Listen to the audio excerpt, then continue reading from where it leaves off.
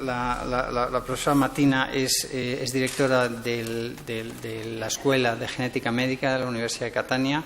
Es una persona, pues es uno de los expertos mundiales, junto con el profesor Crossfeld y con Virgil de Jacobsen, y nos va a hacer una puesta al día sobre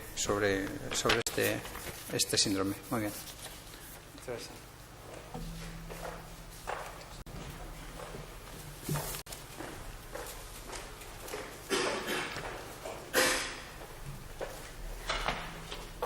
Thank you. Thank you for inviting me. Thank you, Jimena. You should organize next Olympics.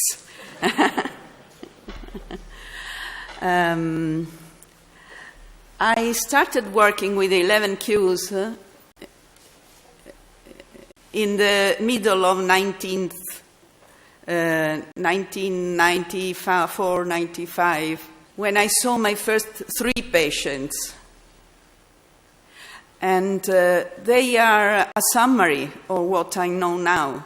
Because one was very widely deleted, one had a medium, and the third one had a very small deletion. And I thought it was so simple. And now I know it's not so simple, and I will show you what I have collected along the years. Let's go to the first slide. Yes, so this is me. I work as a pediatrician, but now I am moved to medical genetics, and I direct the Center for Genetic Disorder and the School for Specialization in Medical Genetics. In Catania, I also have a neurologist, radiologist, computer expert, and a scientist that are devoted to 11Qs. But I also have few collaborations outside, and I'm very proud to have Orsetta Zufardi's friendship. She, when she was 20, in 1976, she discovered the AZF role in male development. And now she's working, establishing the reasons for chromosome abnormalities. So we do some clinical research, but we don't try chemicals, drugs. We only look at patients, and we look at patients in a different ways, cross-sectional. As in this conference, we can see patients of different ages and imagine what the natural history of the condition could be. And I have been doing that in all the conferences I have been to. So you collect many information from patients of different age. But also, I have been looking back to the patient stories and forward, following patients. This follow-up is the most accurate way to get information, because you get them firsthand. And if we join 2 ways of analyzing, is the best way to obtain the most accurate information. And because I want to go further after I will retire, getting old, I'm growing up young medical doctors studying just 11Q deletion. And this is the team I have now. Katie Perrotta has been with me for many years. She had a thesis and PhD, and she is still working with me. And she's working in a hospital, not with me, but when I retire, she will get all my files, and I can keep working. This is the children I had before this conference, and I have half of them 2 to 21 years follow-up, which has been observed by myself. And we helped in the diagnosis, and we can support clinical management. And my main interest in suggest further research. I don't look just at terminal deletions, as Jacobsen, also interstitial, because they give additional information, and balanced translocation, and also any other kind of abnormalities in 11q. We watched the phenotype, facial dysmorphism, growth, psychomotor development, heart, blood problems, immunological problems, and any other problems. Why studying the phenotype is important? Because we want to tell you what you should expect in a child with Jacobsen and what you can treat or prevent. But we also know that there may be unexpected problems. And we want to try and understand, because some children will need special additional attention, and they may give additional clues in understanding Jacobsen syndrome. Why we care for facial aspect? In fact, it's only aesthetical, and your children usually are very pretty. But we see abnormal growth patterns and also differences between patients that indicate different expression in the phenotype. And we want to understand why. From retrospective analysis, we got information about pregnancy that can be preterm and can give problems. And also we know that the family history is usually negative. There is nothing before, and usually patients are de novo, new mutation. But a parent may have a balanced translocation or mosaicism. In this case, there is risk for recurrence. A parent may have a fragile site that may induce breakage. We have seen these patients, but in almost in no case there has been a recurrence. And we see that prenatal investigation don't always see the Jacobsen syndrome. You see even amniocentesis is negative in 40%. But with the new methodologies, RACGH or with the non-invasive DNA test for prenatal screening, prenatal diagnosis is easier. At birth, the children have problems very frequently. You see those problems: jaundice, bleeding, respiratory, and feeding problems. The most important are due to low platelets and heart defect. When they grow, they are usually short. You see the high column on the left is the number of children who are short, below the third percentile, while head is not small, and this is unusual for chromosome disorder. We tried to build growth curves because we want to tell you how much we expect children to grow. What is normal growth for Jacobsen? We don't have enough values. We need to collect growth curves from you and have statistical analysis and give you back what is normal for Jacobsen. And we know that growth is disproportionate, and we want to understand why, and why some children have unusual shape of the head. Is it good to operate? What are the risks? What are the outcomes? What are the complications? What can we do for that? For hate, growth follow-up, retrospective, and use specific growth curves, analysis of hormones,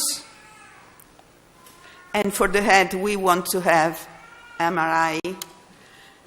And I heartily ask you to send me any MRI films, and also medical files after surgery. We want to know how many had surgery and what was the outcome, if they had problems. We know that we have these results, that there may be complications, need of blood, problems with anesthesia, with infections, and we want to know what the outcome is. We want to have files from any surgery, because what we say about craniotomy is the same for when you make any other surgery. We want to know if there are complications and what the results are, so we can tell you a story, what to expect. We analyzed faces, 122 items to describe a face. This is eyes. And with eyes, I have never seen a patient with Jacobsen having coloboma, unless he has also an additional chromosome imbalance. So we know that some patients that have more severe findings have a different genotype. We made analysis of face with the help of Peter Hammond, who did the shape of a model. And if you see here, there are faces of children with Jacobsen. On top, there are the widest deletions. And if you go down and down, you see the smallest deletion. But if you see the patient in the middle, in the row below, in the middle, I don't have an arrow, it's in the middle. She has just the same face as children with a very wide deletion. And if you go up in the fourth row, the third on the right, she has virtually no facial phenotype. So children may have a contribute of other genes of something else and show different phenotypes. And we want to understand that.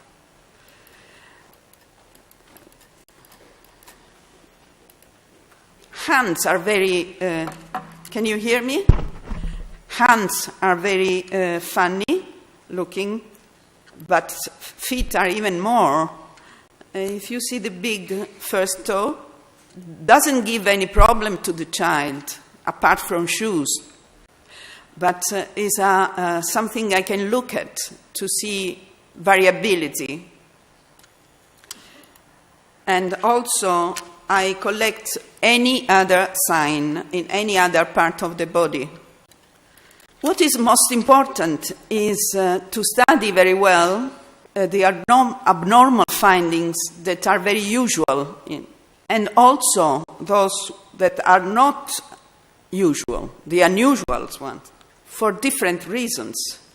The usual ones give us information on the condition, and abnormal, rare, normal conditions which should be abnormal, normal platelets in a Jacobsen, and not only number, it's just also function, would be very interesting to understand why, because we might have suggestion how to treat. And unusual findings, abnormal findings, may give us other information. You see the hands of a patient on top, very unusual, but I could find something in other patients much less expressed.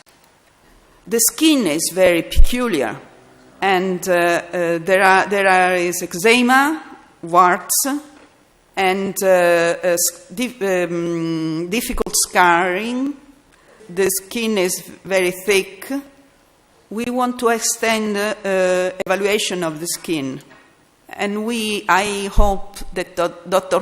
Sixto will help us.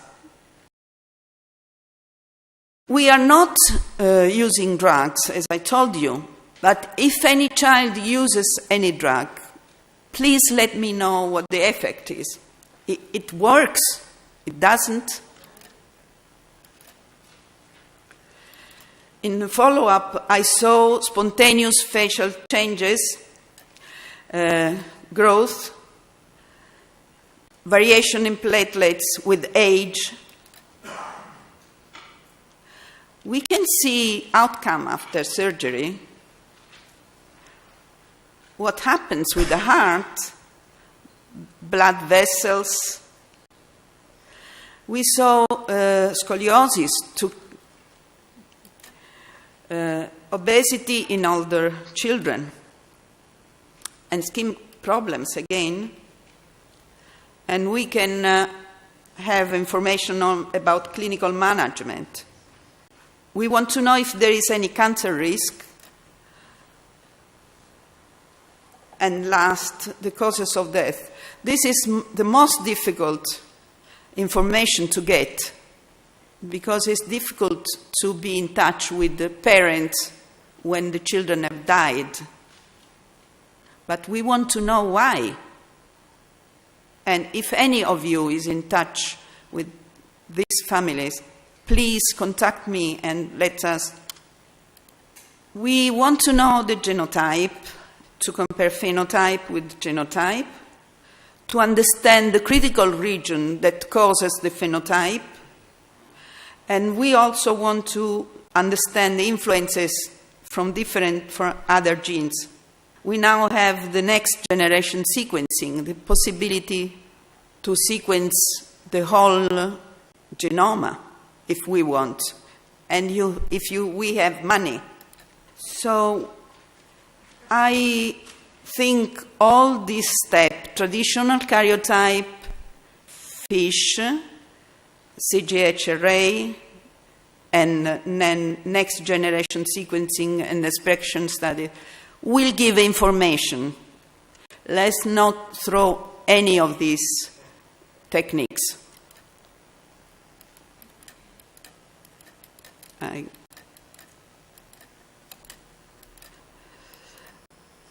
These are the breakpoints we have found, and you can see that some are the same for different patients. One case is that patient. This is my first patient. She had very wide lesion, and her mother had a fragile 11q. And when there is a fragile site, the chromosome breaks, and it breaks and loses pieces. And then the breakpoint may be even higher up than the fragile site is.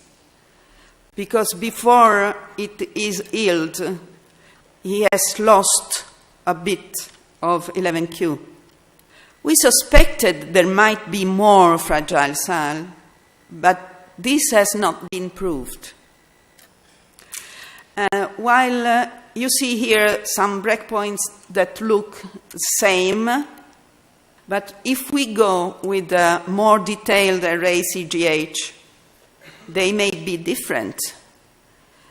And within the difference, there may be the gene that makes the difference in the phenotype of two patients that apparently have the same breakpoint. And you see, they all were different. And we also have patients who have exactly the same breakpoint, but still have different phenotype. You see flat face, flat forehead, and one with trigonocephaly with the same breakpoint. A normal foot, and the big first toe in 2 children with the same breakpoint. And this is the same for heart defect and for any other feature. This is the patient with the smallest deletion that has all the signs of Jacobsen. Heart, kidney, face, and she can help define the breakpoint. And this is a way we study which breakpoint is the last one to determine a phenotype. Children with addictional unbalance usually have a more severe phenotype with unexpected findings. In some cases, we might need to have traditional cytogenetics and FISH to add information to array CGH. To draw conclusions, we need to have same criteria for evaluation. We need to update techniques. We need to follow. And what I want to do is, while growth curves are going to be concluded, Virgil is dealing with the immunological problems. We want to go into further details with the hormone, scoliosis and skeleton, MRI, skin, outcome after surgery, and causes of death.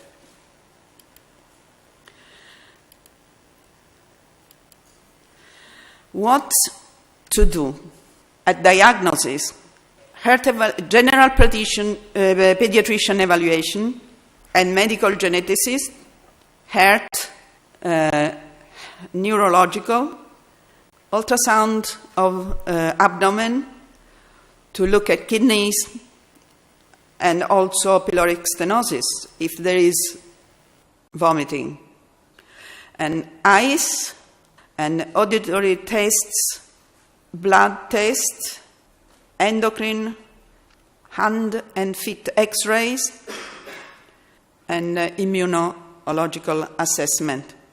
In the neonatal period, there may be need for congenital heart correction, feeding problems, caring for bleeding, and if craniotomy should be done, it must be done early. At follow-up, blood studies, including platelets, cardiac and vessel evaluation, there could be progressive findings. Eye, auditory, immunity, and hormone. What we do is a complete checkup in any patient and then tailor a follow-up on the patient. Last year I became a sailor, not only in summer but also in winter. You can see the second photo. I'm really in love with sailing. And in Caprera there is a special school for disabled. And these are Down patients having class and boat lessons, and I volunteer for it. Thank you.